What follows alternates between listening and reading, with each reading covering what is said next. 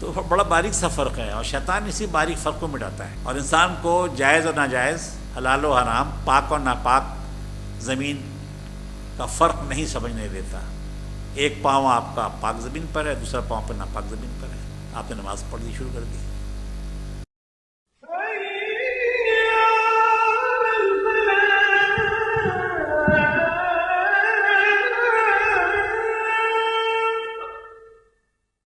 الحمدللہ رب العالمین والصلاة والسلام علی رسول الکریم، اعوذ باللہ من الشیطان الرجیم، بسم اللہ الرحمن الرحیم۔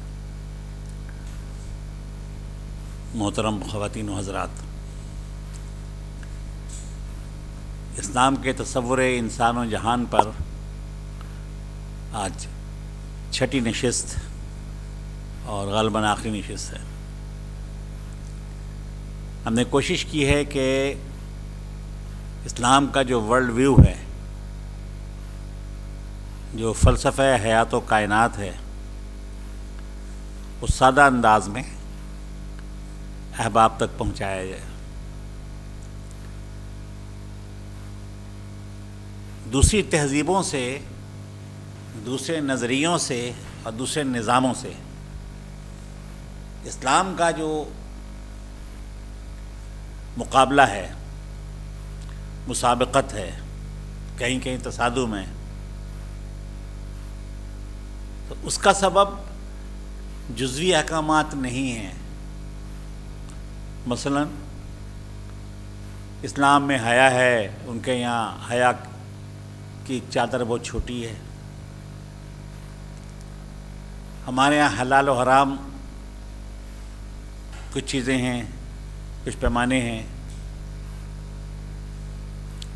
مغرب میں وہ پیمانے الگ ہیں یا نہیں ہیں۔ یقیناً یہ چیزیں بھی ہیں، یا ہمارے یہاں سود ہے، ان کے یہاں سود، ہمارے یہاں سود حرام ہے، ان کے یہاں سود حلال ہے۔ معاملہ صرف اتنا نہیں ہے، یہ شاخیں ہیں۔ مسئلہ بیج کا اور جڑ کا ہے۔ جب تک ہم خود اچھی طرح سے یہ بات نہ سمجھ لیں اور اپنے بچوں کو، اپنی اگلی نسلوں کو، اپنے نوجوانوں کو یہ بات نہ سمجھا دیں کہ ہمارا ان کا فرق رنگ روپ کا نہیں ہے، ظواہر کا نہیں ہے، اسٹرکچر کا فرق صرف نہیں ہے، بلکہ اصل جو فرق ہے وہ روح کا ہے، نظریے کا ہے، نظر کا ہے، نظریے کا ہے، مقاصد کا ہے، تصورات کا فرق ہے۔ اسی لیے میں سمجھتا ہوں کہ آج کے دور میں سب سے زیادہ جس بات پر ہمیں توجہ دینی چاہیے وہ یہی ہے کہ ہم اسلام کے اصل کو سمجھیں، اور کہیں اگر موازنہ ہو رہا ہو، مباحثہ ہو رہا ہو، مکالمہ ہو رہا ہو اسلام اور غیر اسلام میں، تو آغاز یہاں سے کرنا چاہیے۔ آپ پردے پہ بحث کریں، آپ کھانے پینے میں حلال و حرام پر بحث کریں، آپ معیشت میں کچھ چیزوں کے جائز ناجائز ہونے کی بات کریں، تو وہ اچھی طرح سے واضح بھی نہیں ہوتی، اور بعض دفعہ کچھ سوالات اٹک جاتے ہیں۔ لیکن یہ پورا تصور اگر سمجھا جائے اور سمجھایا جائے تو چاہے اگلا آدمی ایمان نہ لائے اس تصور حیات پر، لیکن اگر وہ کسی بغض میں مبتلا نہیں ہے تو وہ اتفاق کرے گا کہ آپ کے جو تفصیلی احکامات ہیں، آپ کی جو شریعت ہے، آپ کے جو قوانین ہیں، آپ کا جو اسٹرکچر ہے زندگی کا، وہ عین اس کے مطابق ہے کہ جو آپ کا نظریہ ہے، ایمان ہے، اعتقاد ہے، تصورات ہیں، اس سے متصادم نہیں ہے، اس کے عین مطابق ہے۔ لہذا اس کو مسترد کرنا ہوگا تو نظریے کو مسترد کرنا ہوگا، اعتقاد کو مسترد کرنا ہوگا، تصور حیات کو مسترد کرنا ہوگا، اور قبول کرنا ہوگا تو اسے کرنا ہوگا۔ اسی طرح سے جو مسلمان کنفیوژن کا شکار رہتے ہیں، خصوصاً ان امور میں جن میں مغرب کی ترجیحات کچھ اور ہیں، توضیحات کچھ اور ہیں اور ہماری کچھ اور ہیں، تو ان امور میں بھی اطمینان کے لیے ضروری ہے کہ ہم سمجھیں کہ اسلام ایک پیکیج ہے، کل ہے. مغرب بھی ایک پیکیج ہے. ہم سمجھتے ہیں کہ وہ دین نہیں ہے، وہ بھی ایک دین ہے، وہ بھی کچھ عقائد کا نام ہے، کسی ورلڈ ویو کا نام ہے، کسی تصور انسان و جہان کا نام ہے. وہ ان کا ایمان ہے. انہوں نے وحی کو مائنس کیا ہے، ایمان کو مائنس نہیں کیا ہے. اگر ایمان کو مائنس کر دیتے، اعتقاد کو مائنس کر دیتے، تو بہت سی چیزوں کو وہ اس طرح ایمفیسائز نہ کرتے، اس پر اتنا زور نہ دیتے، اس کے لیے جنگیں نہ کرتے، اس کے لیے طاقت استعمال نہ کرتے جو وہ کرتے ہیں. ہم نے یہ جانا کہ انسان کی حیثیت اصل میں زمین پر خلیفہ کی ہے، ایڈمنسٹریٹر کی، مینیجر کی. ہم نے یہ جانا کہ یہ حیثیت سارے انسانوں کی ہے. ہم نے یہ جانا کہ کار خلافت کیا کیا ہیں.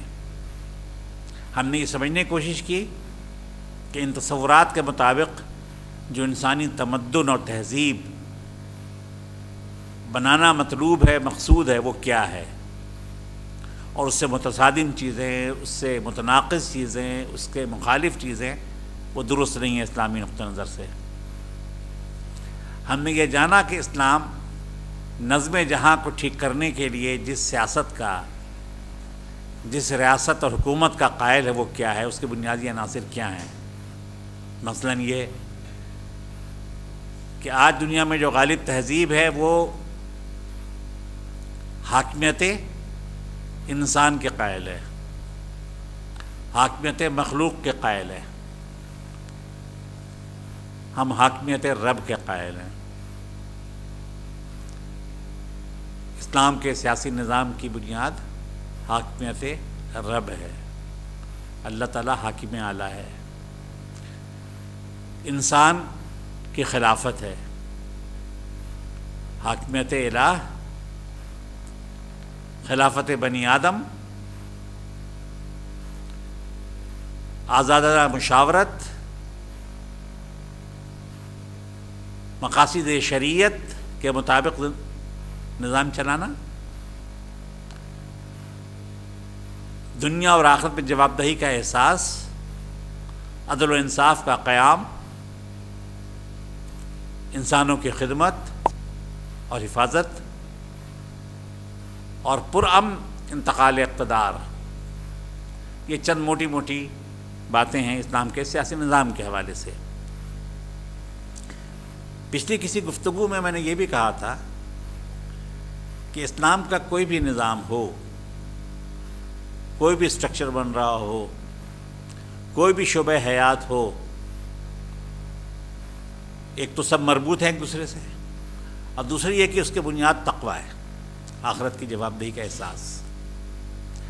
تقویٰ کے بغیر نہ اسلامی معیشت ہے، تقویٰ کے بغیر نہ ہی اسلامی سیاست ہے، ریاست ہے، حکومت ہے، نہ اسلامی معاشرت ہے، تمدن ہے، نہ اسلامی عدالت ہے، نہ جنگ و امن ہے.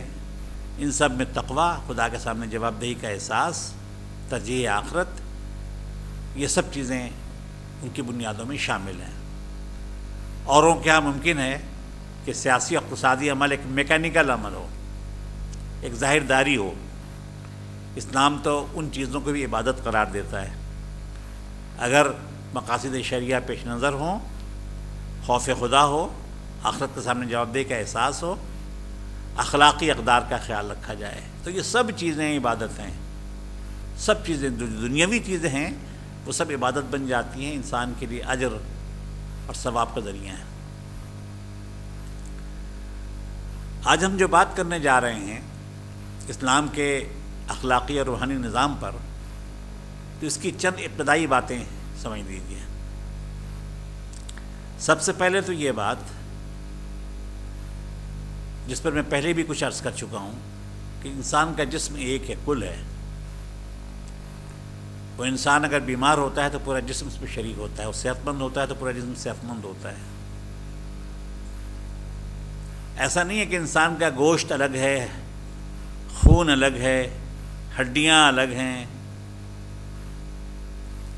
روح الگ ہے، اس کی جو نفسانی صلاحیتیں ہیں وہ الگ ہیں، جو حیوانی جبلت ہے وہ الگ ہے، اور ان سب کو الگ الگ پیمانوں پہ ناپا جا سکتا ہے اور الگ الگ طریقوں سے ہینڈل کیا جا سکتا ہے۔ نہیں، یہ سب گڑبڑ ہیں، ایک دوسرے میں مدغم ہیں، ضم ہیں۔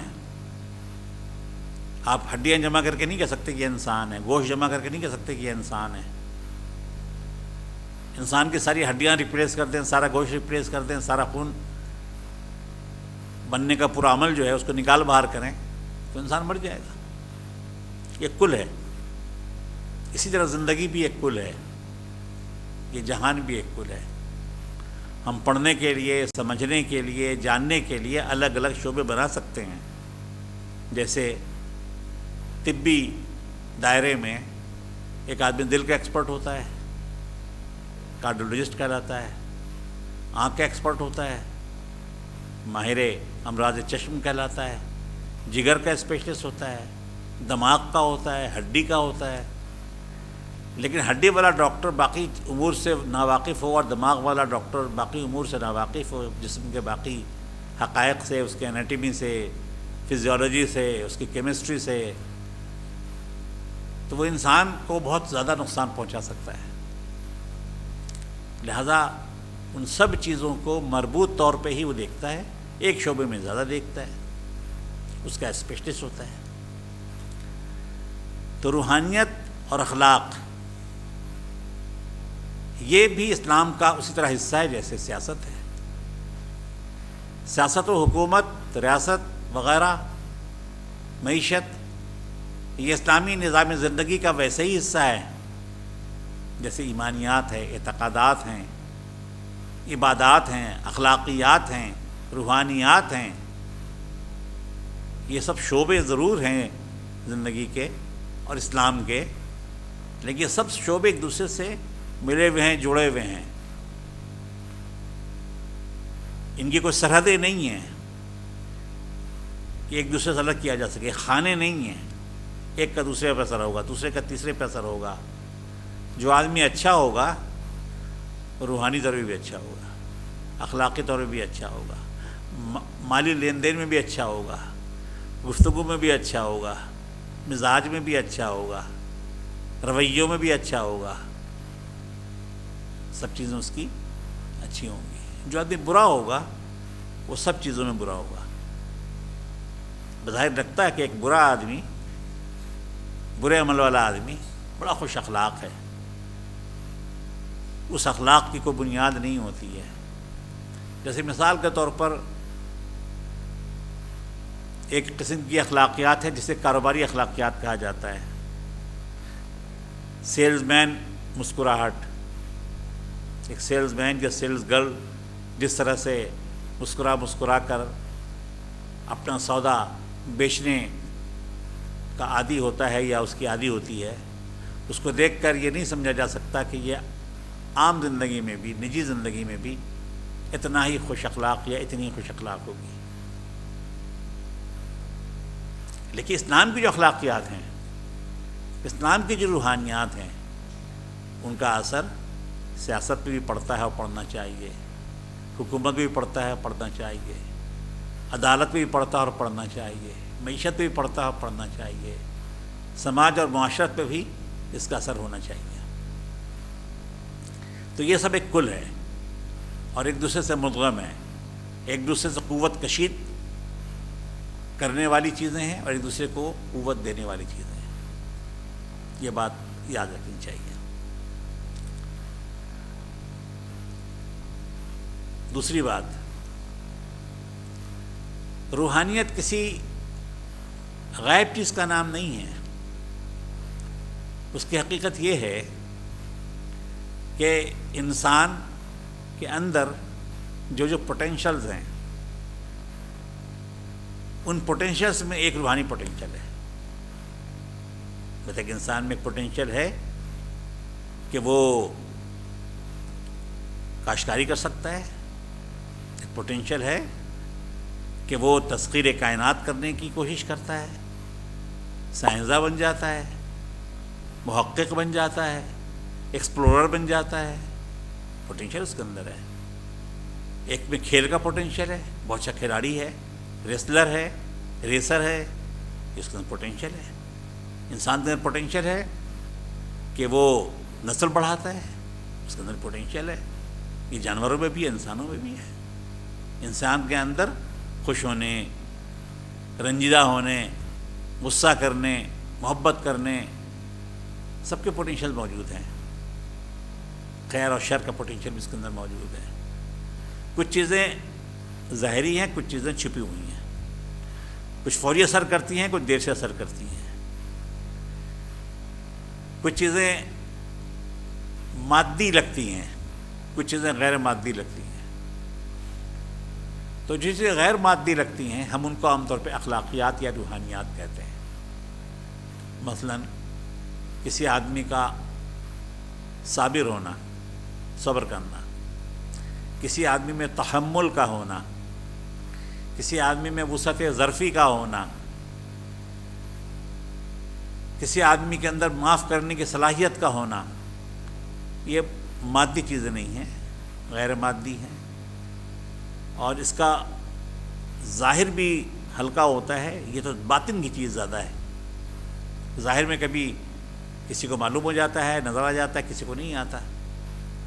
کبھی انسان کے اندر کی جو کشمکش ہے، جس کے بعد وہ معاف کرتا ہے یا تحمل کا مظاہرہ کرتا ہے یا غصے پر قابو پاتا ہے، اس کو داخلی کشمکش ہے، اندر کی دنیا ہے۔ اسی لیے اسلام نے اس بات پر زور دیا ہے کہ داخل کو ٹھیک کرو۔ پورا قرآن پاک ظاہر پر بہت کم بات کرتا ہے، داخل پہ بات کرتا ہے۔ ایمان کیا چیز ہے؟ ماننے کا نام ہے۔ تو ماننے سے کیا مراد ہے کہ میں زبان سے کہہ دوں کہ مانتا ہوں؟ آدمی جس کو نہیں مانتا اس کے بارے میں بھی کہہ سکتا کہ میں مانتا ہوں۔ ماننے سے مراد یہ ہے کہ آپ اپنے دل و دماغ سے مانتے ہو، اپنی دل کی گہرائی سے مانتے ہو، دماغ کی پوری قوت سے مانتے ہو کسی چیز کو، یہ ماننا ہے، یہی ایمان ہے۔ دنیاوی امور میں طے کرنے کے لیے زبان کا ماننا بھی ضروری ہے۔ مثلا آپ یہ طے کرنے جا رہے ہوں کہ کون مسلمان ہے یا نہیں ہے، تو وہ آدمی بتائے گا نا زبان سے، یا کلمہ پڑھے گا یا بتائے گا کہ میں مسلمان ہوں، تو آپ کو معلوم ہوگا۔ لیکن اس دل میں ایمان کتنا ہے، کتنا مسلمان ہے، وہ کتنے فیصد مسلمان ہے، یہ ظاہر کی کوئی چیز، کوئی مشین، کوئی انسان نہ دل چیر کے دیکھ سکتا ہے، نہ دماغ کھول کے دیکھ سکتا ہے، نہ کوئی ایسا آلہ ہے جو لگا کر بتا دے کہ یہ منافق ہے، یہ مومن ہے، یہ اتنا مومن ہے، یہ اتنا منافق ہے پرسنٹیج وائز، یہ نہیں ہو سکتا۔ تو اسلام نے سارا زور لگایا ہے اس بات پر کہ داخل کی دنیا، باطن کی دنیا، انسان کا من، انسان کا ذہن، انسان کا باطن، یہ اجالا جائے، اسے روشن کیا جائے۔ یہاں ایمان کی شمع جلائی جائیں، ایمان کا سویرا پھوٹے یہاں پہ، اس کا اثر باطن سے نکل کر ظاہر پہ بھی پڑے گا، رویوں پہ بھی پڑے گا، ڈیلنگ پہ بھی پڑے گا، زبان اور نظر پہ بھی پڑے گا، اس کا اثر لباس پہ بھی پڑے گا، کھانے پینے پہ، نشست و برخاست پر، تعلقات میں، ہر چیز میں ایمان اپنا اثر دکھائے گا۔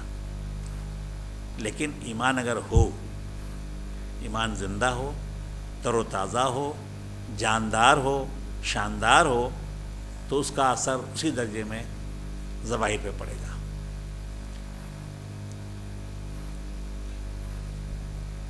ایک اور بات سمجھ لیجیے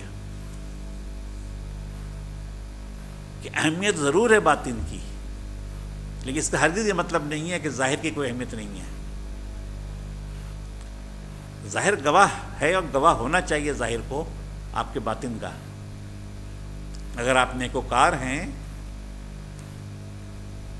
اگر آپ اللہ سے ڈرنے والے ہیں، اگر آپ آخرت کی جواب دہی کا احساس رکھنے والے ہیں، تو یہ نہیں ہو سکتا کہ آپ اپنے ظاہری معاملات میں لاپرواہ ہو جائیں، اس میں پرواہ نہ کرتے ہوں، کہیں کہ میں دل سے اللہ سے ڈرتا ہوں، آخرت پہ ایمان رکھتا ہوں، آخرت میں اللہ کی رضا کا امیدوار ہوں، باقی میں کسی کی پرواہ نہیں کرتا، مجھ سے کسی کو شکایت ہوتی ہے تو ہوتی رہے، میرے متعلق تو غلط فہمی مبتلا ہوتا ہے تو ہوتا رہے، بلکہ کسی کو شکایت پیدا ہو جائے، کسی کو تکلیف پہنچ جائے، مجھے اس کی بھی پرواہ نہیں ہے۔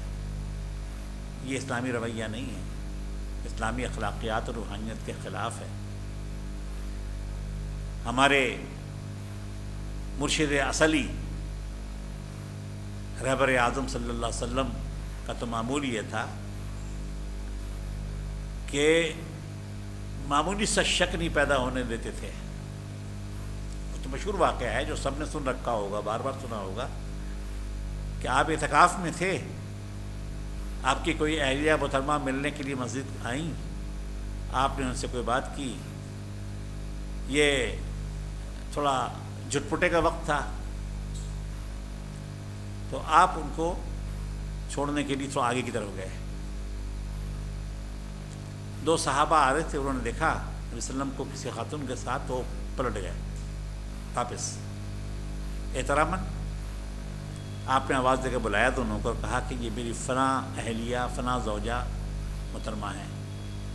ان صحابہ نے کہا یا رسول اللہ، اس وضاحت کی ضرورت کیا تھی، ہم تو کوئی غلط بات نہیں سوچ سکتے۔ تو آپ صلی اللہ علیہ وسلم فرمایا کہ شیطان انسان کی رگوں میں خون کی طرح دوڑتا ہے۔ یعنی اللہ کے نبی صلی اللہ علیہ وسلم کو بھی یہ خیال رہا کہ وضاحت میں کر دوں۔ خیر وہاں تو بہت ہی اسپیشل معاملہ تھا کہ نبی کے متعلق شک کی معمولی سے لہر بھی انسان کو جہنم میں پہنچا سکتی ہے۔ عام انسان کے بارے میں یہ بات نہیں ہے، صرف گناہ ہوگا، اس میں ایمان نہیں جائے گا، لیکن اس میں تعلیم ہے کہ اپنے ظاہر کی بھی فکر کرو۔ مسلمانوں میں ایسے لوگ رہے ہیں کچھ جو فرقہ ملامتیہ کے کہلاتے تھے، بقدر فرقہ تھا یا نہیں تھا وہ الگ بحث ہے، لیکن ان کا یہ تھا کہ وہ کہتے تھے کہ ہم اللہ سے ڈرتے ہیں، سب چیزوں پہ ایمان رکھتے ہیں، لیکن ریا سے بچنے کے لیے، دکھاوے سے بچنے کے لیے ہم نے یہ طریقہ اختیار کیا ہے۔ وہ گناہ بھی کرتے تھے، فرائض سے دور بھی رہتے تھے، ہر وہ کام کرتے تھے جس سے وہ فاسق نظر آئیں، زندیق نظر آئیں۔ تو مسلمانوں کا سماج تھا، لوگ برا بھلا کہتے تھے، وہ کہتے تھے اس سے ہم اپنے اندر تقویٰ پیدا کرتے ہیں۔ جب لوگ ہمیں برا بھلا کہتے ہیں، دھتکارتے ہیں، ہمیں گناہ گار سمجھتے ہیں، جہنمی سمجھتے ہیں، تو اس کے ذریعے ہم تقویٰ حاصل کرتے ہیں، اس کو برداشت بھی کرتے ہیں اور اس کے ذریعے سے ثواب سمیٹتے ہیں۔ تو اپنے اوپر ملامت کروا کر وہ نیکی سمیٹتے تھے۔ یہ قطعاً اسلامی رویہ نہیں ہے، یہ ایمانی اخلاقی روحانی رویہ ہرگز نہیں ہے۔ آپ کے اندر ایمان بھی ہونا چاہیے اور آپ کے باہر ایمان کا اثر بھی ہونا چاہیے۔ یہ چند ابتدائی باتیں تھیں۔ اسلامی روحانیت اور اخلاق جن مضبوط پلرز پہ قائم ہے، ان میں سے چند ایک کا تذکرہ میں آپ کے سامنے کرتا ہوں۔ آپ یہ کہہ سکتے ہیں کہ بھئی یہ تو ہر جگہ کے پلرز ہیں، تو میں پہلے ہی کہہ چکا ہوں کہ اسلام ایک کل ہے، زندگی ایک کل ہے، اور اس کل میں ہر پلر موجود ہوگا۔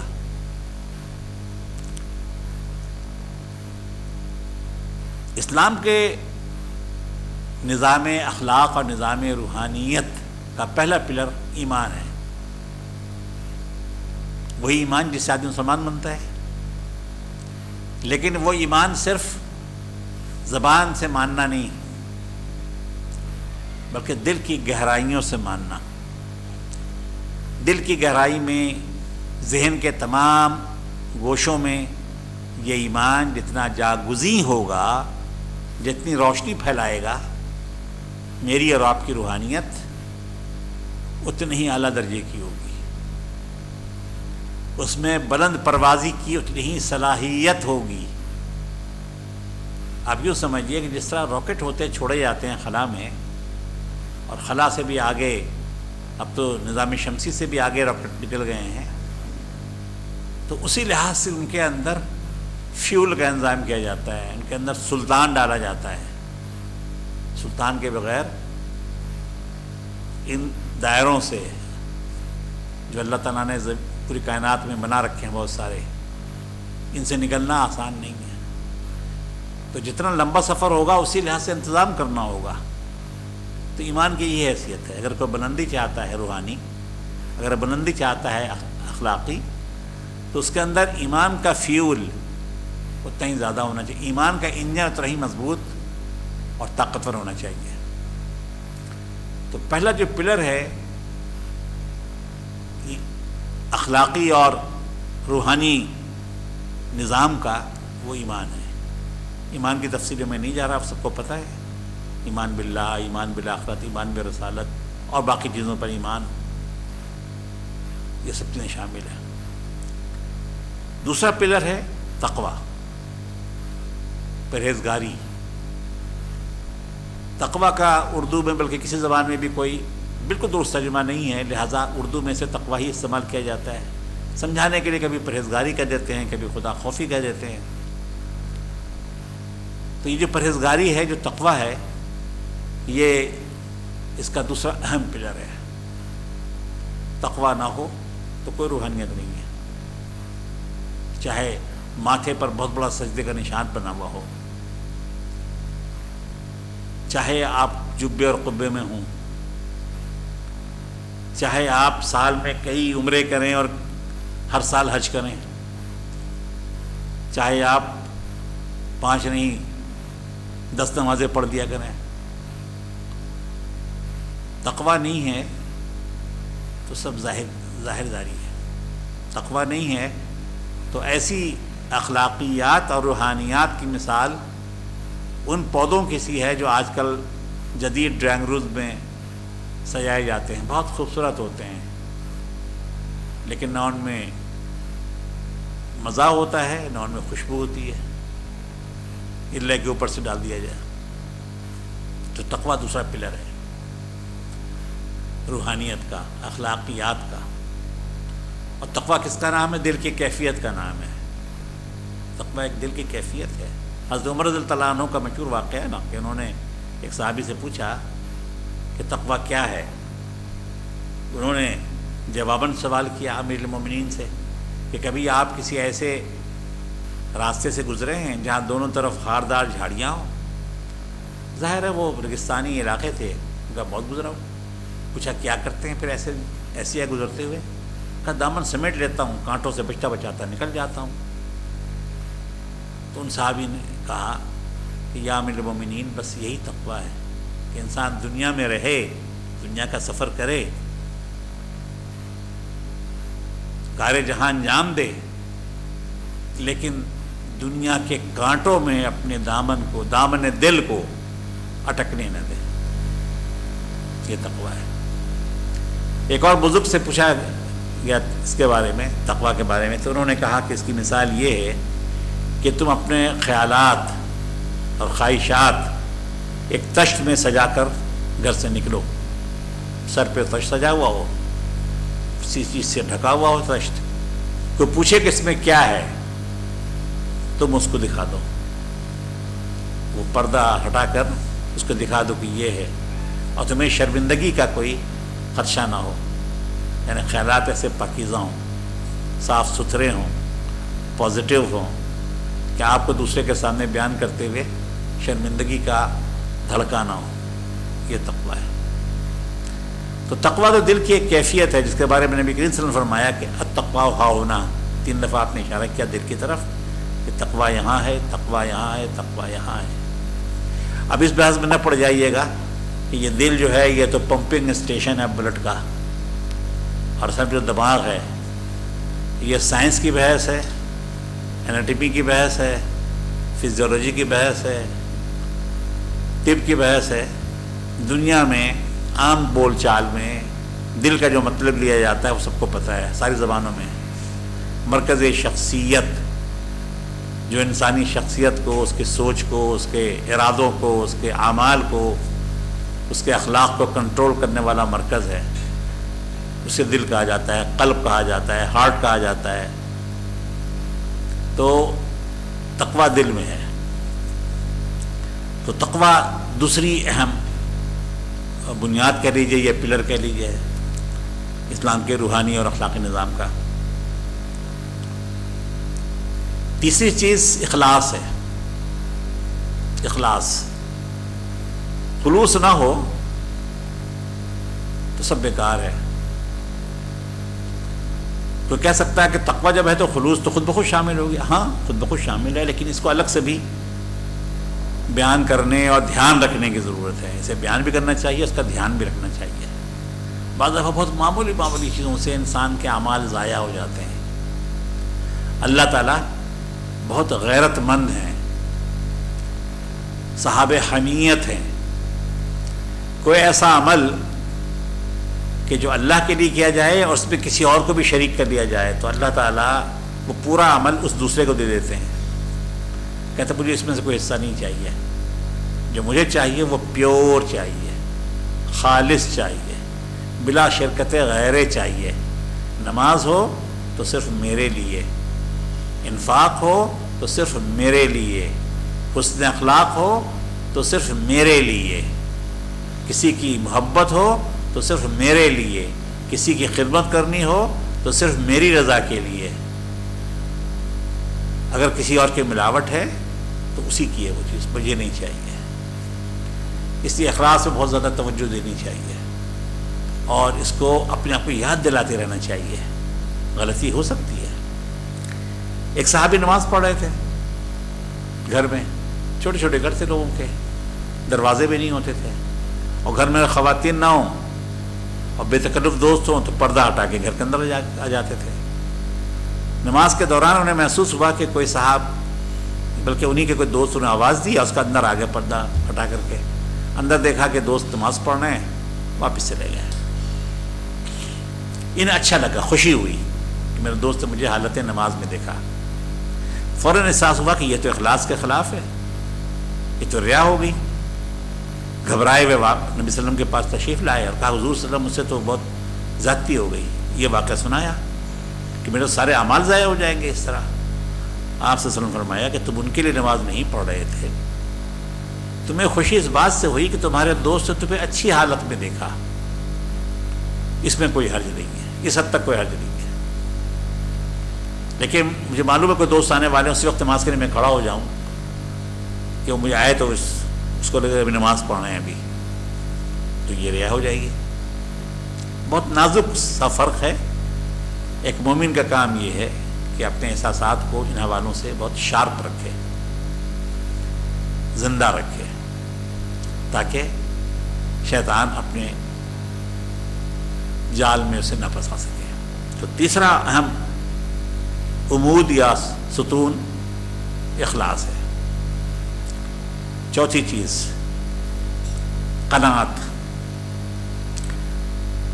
قناعت کیا چیز ہے؟ یہ نہیں ہے کہ میں بیٹھا رہوں اور دنیا میں جو کچھ بٹ رہا ہے وہ میں سے محروم رہ جاؤں، دنیا کی نعمتیں مجھے نہ ملے تو میں کہوں کہ میں قناعت پر ہوں۔ قناعت اس کا نام ہے کہ آپ معمول کی زندگی گزاریے۔ آپ کسان ہیں تو کھیتی باڑی کیجیے، جدید ترین مشینیں استعمال کیجیے، کھاد استعمال کیجیے، اچھے بیج استعمال کیجیے، اپنے تجربوں سے، دوسروں کے تجربوں سے، علم سے فائدہ اٹھائیے، فصل لگائیے، فصل اگائیے، جو پیدا ہو اس پہ اللہ کا شکر ادا کیجیے۔ یہ قناعت ہے۔ انسان کوشش کرے، پھر جو نتیجہ نکلے اس کو تقدیر الہی سمجھ کر، اللہ کا فیصلہ سمجھ کر مان لے۔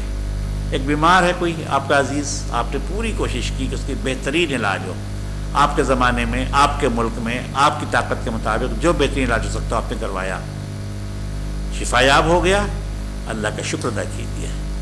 شفا یاب نہیں ہو سکا، آپ اس پر قناعت کیجیے، اللہ کی بنائی ہوئی تقدیر پر، اللہ نے جو تقدیر بنائی ہے اس پر ایمان رکھیے، اسے متزلزل نہ ہونے دیجیے۔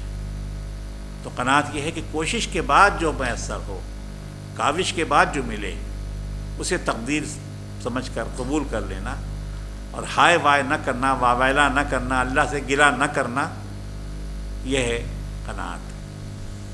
قناعت کے بغیر کوئی روحانیت نہیں ہے۔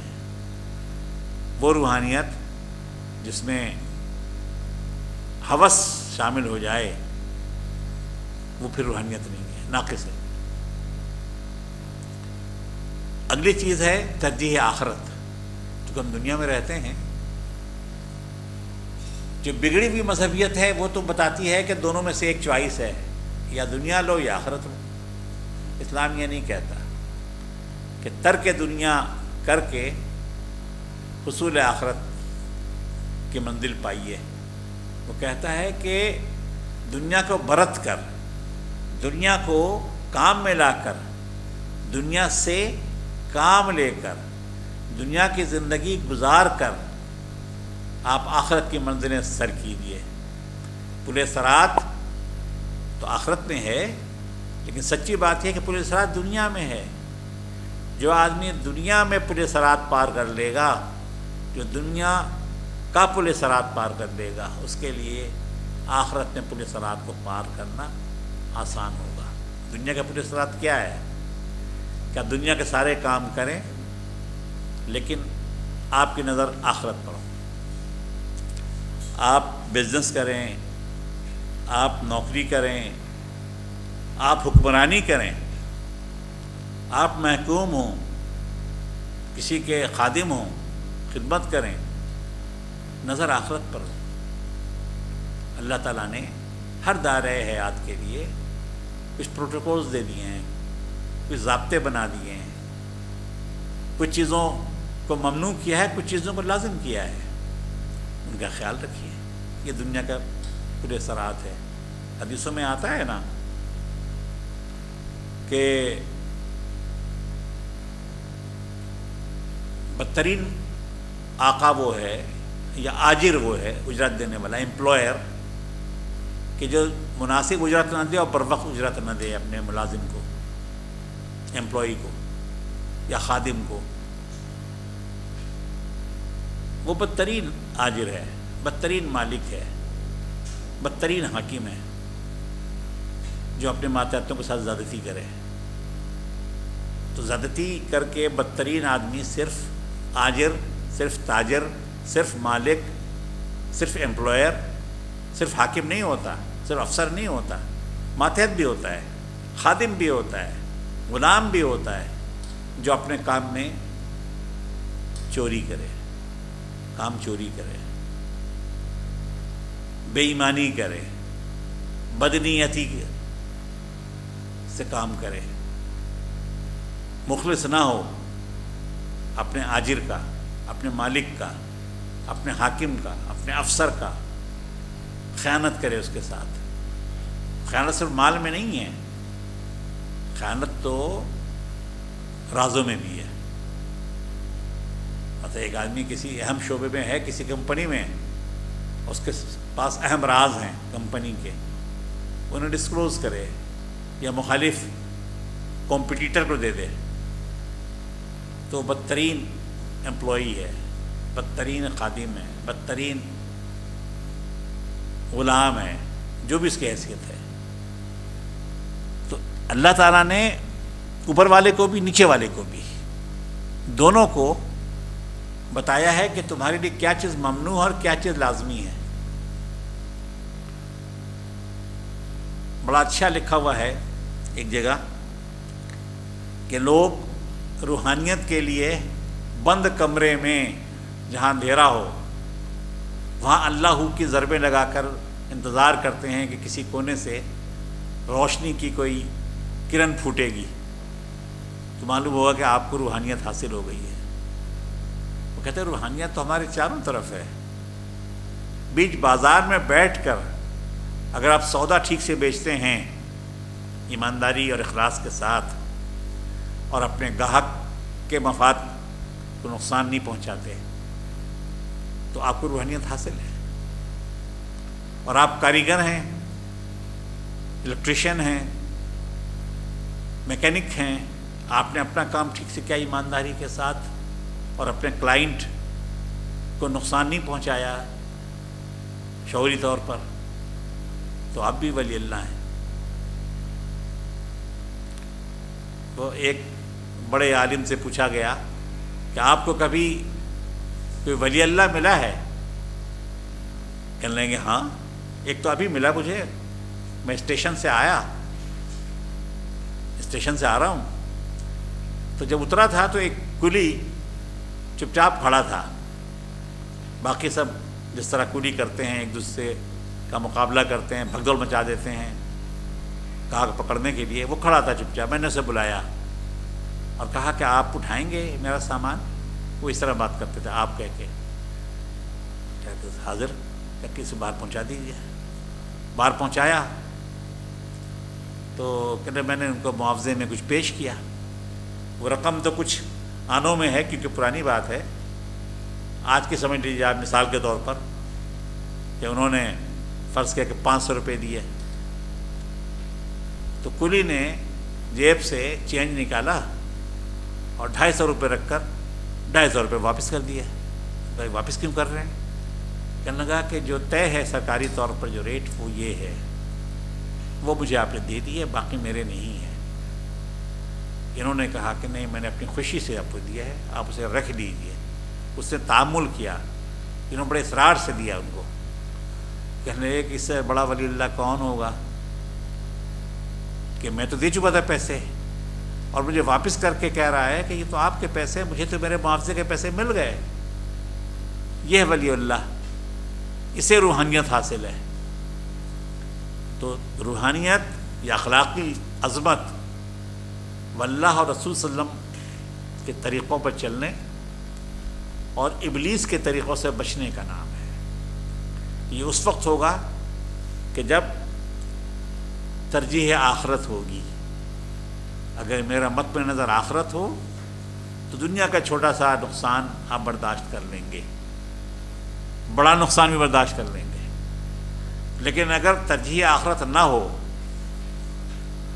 تو بڑا نقصان تو خیر ایک طرف، آپ چھوٹا نقصان بھی برداشت نہیں کریں گے. معمولی سا فائدہ ہو رہا ہوگا، آپ اس کو بھی ناجائز طور پر سمیٹ لیں گے اور اپنی ذمہ داریاں پورے کرنے سے آپ حتی الامکان پہلو تہی کریں گے. تو ترجیح آخرت روحانیت کا ایک اہم اصول ہے، اس کے بغیر روحانیت حاصل نہیں ہو سکتی.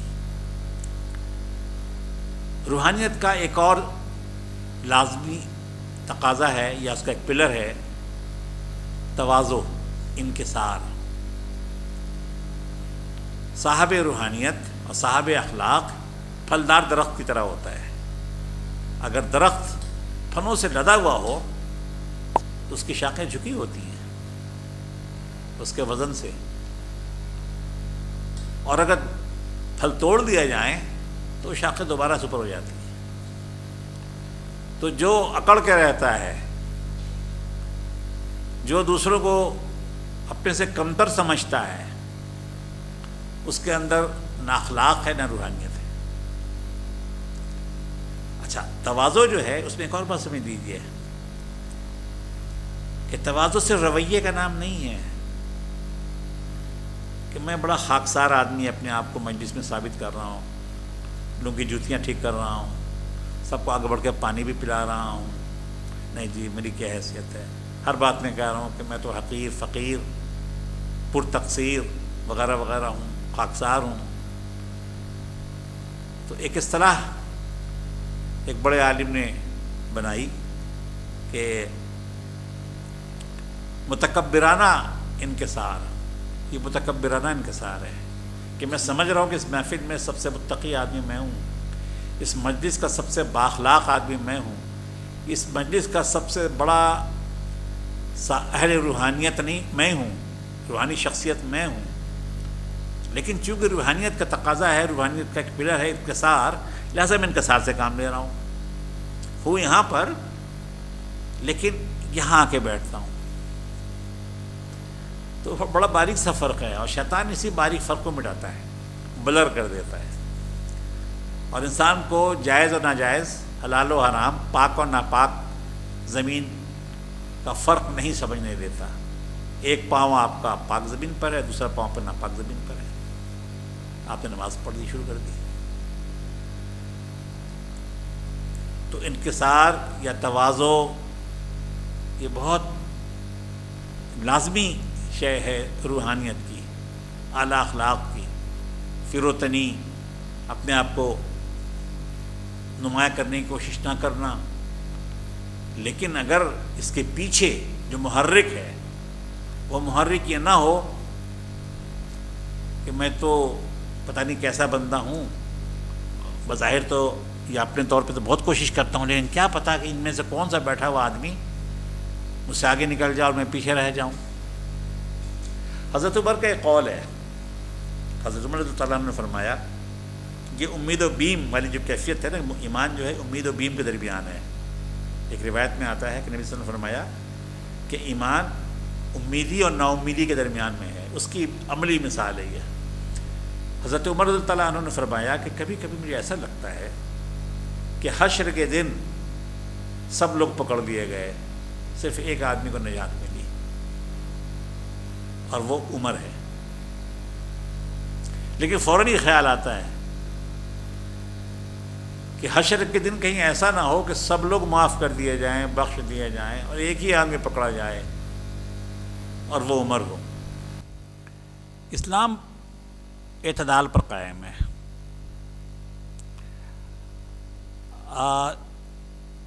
بلکہ پوری کائنات جو ہے یہ اعتدال و توازن پہ قائم ہے. قرآن میں بھی اس کی گواہی موجود ہے. ہر چیز ایک خاص توازن کے ساتھ ہے پوری کائنات میں. اسلام بھی ایک متوازن طرز زندگی ہے.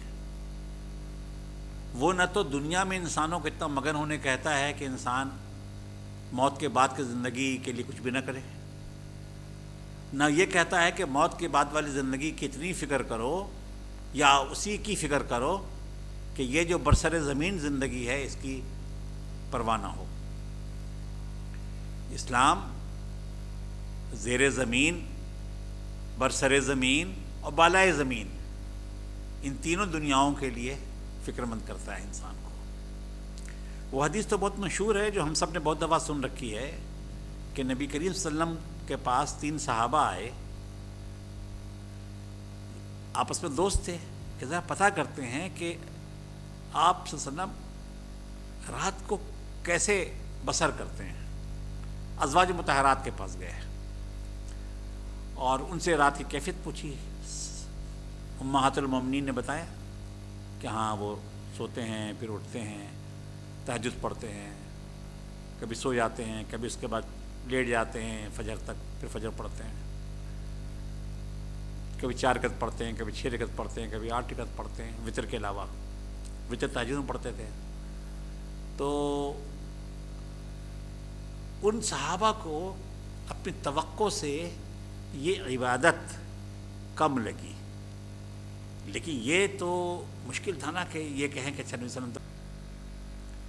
یہ کیفیت ہونی چاہیے کہ جس کو ہم بظاہر رند سمجھتے ہیں واللہ عالم اللہ کی نگاہ میں کتنا بڑا زاہد ہو. ایک اور واقعہ سناتا ہوں. ایک صحابی تھے، شراب پیتے تھے مدینے میں، شراب حرام ہو چکی تھی. صحابی تو اس لیے کہیں گے نا ہم انہیں کہ ایمان کے حالات میں نبی صلی اللہ علیہ وسلم کی صحبت انہیں ملی. تو ہر شخص جو ایمان کے حالات میں نبی صلی اللہ علیہ وسلم کے صحبت میں رہا ہو، چاہے تھوڑی دیر کے رہا ہو، وہ صحابی ہے. تو ان لوگ اس کو پکڑ کے لاتے تھے. اس زمانے میں کوڑے مارنے کا رواج نہیں تھا، پٹائی ہوتی تھی، جوتوں سے تھپڑوں سے پٹائی ہو گئی، چلے گئے. تو کئی دفعہ ایسا ہوا. ایک دفعہ پھر انہوں نے یہ کام کیا تو ایک اور صحابی کے منہ سے نکلا کہ بڑا بدبخت آدمی ہے، بار بار اس کی پٹائی ہو چکی ہے لیکن یہ شراب نہیں چھوڑتا. یہ بات نبی صلی اللہ علیہ وسلم تک پہنچی تو آپ نے انہیں بلایا اور کہا کہ کیا تمہیں پتہ نہیں ہے کہ یہ شخص اللہ کے نبی صلی اللہ علیہ وسلم سے کتنی محبت کرتا ہے؟ یعنی شرابی کے لیے بھی نبی صلی اللہ علیہ وسلم نے یہ پسند نہیں کیا کہ اسے کو بدبخت کہے. کسی اور صحابی نے یہ بات ان صاحب کو بتا دی کہ جن پہ یہ مقدمہ قائم ہوتا تھا کہ شراب پی، ابھی پٹتے تھے وہ، کہ ایسا ہوا ہے. اور نبی صلی اللہ علیہ وسلم نے یہ فرمایا اپنے. انہوں نے اسی وقت توبہ کی اور کہا کہ اب میں زندگی بھر نہیں پیوں گا. دیکھیے یہ بھی ایک فائدہ ہوا کہ وہ اس بات سے اتنے متاثر ہوئے کہ حقیقی توبہ کر لی. لیکن اس سے یہ معلوم ہوتا ہے کہ انسان کے باطن میں کیا کیا ہے. ہم ظاہر کی بنیاد پر حتمی رائے نہیں دے سکتے. اسی لیے نبی صلی اللہ علیہ وسلم منع فرمایا ہے کسی شخص کو اس کی زندگی میں نہ جنتی کہو نہ جہنمی کہو. اس لیے کہ بعض دفعہ انسان اچھے اعمال کرتا رہتا ہے اور مرنے سے پہلے کوئی ایسی بات کہہ دیتا ہے جس پہ اللہ تعالیٰ سخت خفا ہو جاتے ہیں اور اسے جہنم میں ڈالنے کا فیصلہ کرتے ہیں. کوئی شخص ایسا ہوتا ہے جو گناہ کرتا رہتا ہے لیکن مرنے سے پہلے کوئی ایسی بات ہو جاتی ہے اسے سرزد کہ جو اللہ تعالیٰ کو بہت پسند آ جاتی ہے, اسے گناہوں کو معاف کر دیتے ہیں. اس پہ ایک اور واقعہ سن لیجیے. پچھلی قوم میں سے ایک شخص تھا جس نے زندگی میں بے پناہ گناہ کیے. جب مرنے کا وقت قریب آیا تو اسے آخرت کا خیال آ گیا. یعنی مسلمان تھا. اس نے اپنے بچوں کو بلایا اور وصیت کی کہ جب میں مر جاؤں تو مجھے جلا دینا اور میری راکھ کو پانی میں بہا دینا, پہاڑوں پہ صحراؤں میں بکھیر دینا. چنانچہ انتقال ہو گیا. بچوں نے اس کی وصیت پہ عمل کیا. عمل ہو گیا تو اللہ تعالیٰ نے ان سارے ذروں کو حکم دیا کہ جمع ہو جاؤ. سارے ذرے جمع ہو گئے. اللہ روح کو حکم دیا کہ واپس چلے جاؤ اس جسم میں. روح واپس چلی گئی. اب اللہ تعالیٰ کا مکالمہ ہوتا ہے اس بندے سے. رب العالمین پوچھتے ہیں کہ کس بات نے تمہیں اس پر آمادہ کیا کہ تم یہ کام کرو. یعنی مسلمان اپنے آپ کو جلانے کی وصیت کرے, یتیمان کہ منافی چیز ہے. وہ بڑا حیران ہوا. پھر سمجھ نہیں آیا کہ یہ ہوا کیا. پھر اس نے اپنے آپ کو ظاہر ہے کہ اپنے حواس کو جمع کیے. اس نے کہا کہ اے رب تو غیب کو جانتا ہے, ہر چیز سے واقف ہے. تجھے پتہ ہے کہ میں نے ساری زندگی تیری نافرمانی کی. شاید ہی کوئی گناہ ایسا ہو جو میں نے نہ کیا ہو. مرنے سے پہلے تیرا خیال آ گیا, تیرے سامنے کھڑے ہونے کا خیال آ گیا جو زندگی میں نہیں آیا. مجھے جھرجھری آئی کہ کس منہ سے تیرا سامنا کروں گا, کس منہ سے تیرے دربار میں حاضر ہوں گا, کس منہ سے تجھ سے مکالمہ کروں گا. تو میری سمجھ میں کچھ اور نہیں آیا. میں نے اپنے بچوں کو ہدایت کی, حالانکہ میں جانتا تھا کہ تو دوبارہ پیدا کرے گا, ذروں کو جمع کر لے گا پھر سے. لیکن میں نے ہدایت کر دی کہ مجھے جلا کر میری راکھ کو بہا دیا جائے. اس کا یہ عمل یا اس کا یہ احساس کہیے, اس کا احساس جو مرنے سے پہلے اس کے اندر پیدا ہوا, اللہ تعالیٰ کو اتنا بھایا کہ اللہ تعالیٰ نے فیصلہ کیا کہ جو کچھ تم نے زندگی بھر کیا انہیں تو میں نے معاف کیا, اور جو تم نے جس احساس کے تحت وصیت کی خود کو جلانے کی اور راکھ بکھیرنے کی, اس احساس کو میں نے قبول کیا اور تمہیں جنت میں ڈالنے کا فیصلہ کیا. تو یہ روحانیت کے بغیر کیسے ہو سکتا ہے؟ اس کا ہرگز یہ مطلب نہیں ہے کہ ہم بھی اس طے کر لیں کہ زندگی میں تو رند رہیں گے اور مرنے سے پہلے توبہ کر لیں گے. اسے مرنے کا تو پتہ ہی نہیں کہ کتنی توبہ کی توفیق بھی ملتی ہے یا نہیں ملتی, بلکہ انسان کو مرنے سے پہلے یہ احساس بھی ہوتا کہ نہیں ہوتا کہ وہ مر رہا ہے. تو یہ نہیں ہونا چاہیے کہ رات پر خوب سی پی, صبح کو توبہ کر لی, رند کے رند رہے, ہاتھ سے جنت نہ گئی. یہ مسلمان کا رویہ نہیں ہے. آدمی کو پھلدار درخت کی طرح ہونا چاہیے کہ نیکی کرے, جھکا رہے, ڈرے. کسی کا قول ہے کہ تقویٰ جو ہے, توبہ جو ہے وہ متقیوں کا کام ہے. جو جتنا بڑا متقی ہوگا اسے اتنا ہی صاحب استغفار ہونا چاہیے, اسے اتنی ہی زیادہ توبہ اور استغفار کرنا چاہیے. اس سے اس پر حملہ بھی شیطان زیادہ کرتا ہے. اس کی ساری جمع پونجی کو ایک ماچس کی تیر لگا کر کسی بدنیتی سے, کسی برے عمل سے, کسی ریا سے یا کسی اور چیز سے کسی کا دل دکھا کر اس کو ضائع کرنا چاہتا ہے, سارا بھسم بدل دینا چاہتا ہے. تو صاحب ایمان کو اس پر چوکنا رہنا چاہیے. یہ چند موٹے موٹے نکات میں نے اسلام کی روحانی اور اخلاقی اسکیم کے مطابق عرض کیے ہیں. اللہ تعالیٰ سے دعا ہے کہ وہ کہنے والے میں بھی یہ صفات پیدا کرے اور اس درجے میں پیدا کرے کہ جو اس کے یہاں سند قبولیت پائے, اور سننے والوں کو بھی جو آج سن رہے ہیں یا جو بعد میں سنیں گے, اللہ تعالیٰ انہیں بھی ان خوبیوں سے متصف کریں اور اپنے یہاں ان کا اندراج محسنین و شاکرین و ذاکرین میں کریں۔ وآخر دعوانا الحمدللہ رب العالمین۔ تو کم عبادت کرتے ہیں یہ تو کوئی کہہ نہیں سکتا، اس سے کہ معیار حق و باطل تو آپ ہیں۔ تو دل میں ایک اضطراب تھا، تو واپس آتے ہوئے ایک صحابی کہتے ہیں کہ میں نے طے کیا ہے کہ اب زندگی میں کبھی شادی نہیں کروں گا، اکیلے زندگی گزاروں گا۔ ایک صحابی کہتے ہیں کہ میں نے طے کیا ہے کہ زندگی میں دن کے وقت کبھی نہیں کھاؤں گا، پورے سال روزہ رکھوں گا۔ ایک صحابی کہتے ہیں کہ میں نے طے کیا ہے کہ اب رات کو کبھی نہیں سوؤں گا، دن میں ہی سویا کروں گا۔ اور آپ صلی اللہ علیہ وسلم کا کیا ہے، آپ تو بخشے بخشائے ہیں، اللہ کے محبوب ہیں، آپ تو خاص بندے ہیں۔ یعنی یہ نہیں کہا انہوں نے کہ آپ کی عبادت ہمیں توقع سے کم لگی، رات کی عبادت، کہہ رہا کہ آپ تو بخشے بخشائے ہیں، ہم تو بخشے بخشائے نہیں ہیں۔ تو یہ تین انہوں نے اپنے ایجنڈے کا اعلان کر دیا۔ یہ باتیں نبی کریم صلی اللہ علیہ وسلم تک پہنچیں تو آپ نے ان تینوں کو بلوایا اور باتیں دہرائیں کہ کیا آپ لوگوں نے یہ اور یہ باتیں کی ہیں؟ ان کا یا رسول اللہ بالکل ایسا ہی ہے۔ آپ نے فرمایا کہ دیکھو میں نے شادی بھی کی ہے، میں رات کو سوتا بھی ہوں، نمازیں پڑھتا ہوں، میں دن میں روزے بھی رکھتا ہوں اور کھاتا پیتا بھی ہوں، یعنی کبھی روزہ رکھا کبھی نہیں رکھا رمضان کے علاوہ۔ پھر آپ نے فرمایا کہ جو میرے طریقے کو قبول نہ کرے یا اس پہ نہ چلے اس کا مجھ سے کوئی تعلق نہیں ہے۔ اتنا واضح میسیج ہے کہ دنیا کے سارے کام جو ایک انسان کو انجام دینے چاہیے، ہوش سنبھالنے سے لے کر ہوش گنوانے تک، اسی کی جواب دہی ہے نا۔ ہوش سنبھالنے سے پہلا جو زندگی ہے اس پہ کوئی جواب دہی نہیں ہے، ہوش گنوانے کے بعد جو زندگی ہے اس کی کوئی جواب دہی نہیں ہے، اور اسی لیے حالت نیند میں انسان غیر جواب دہ ہے، اس کی ہوش نہیں ہوتا انسان۔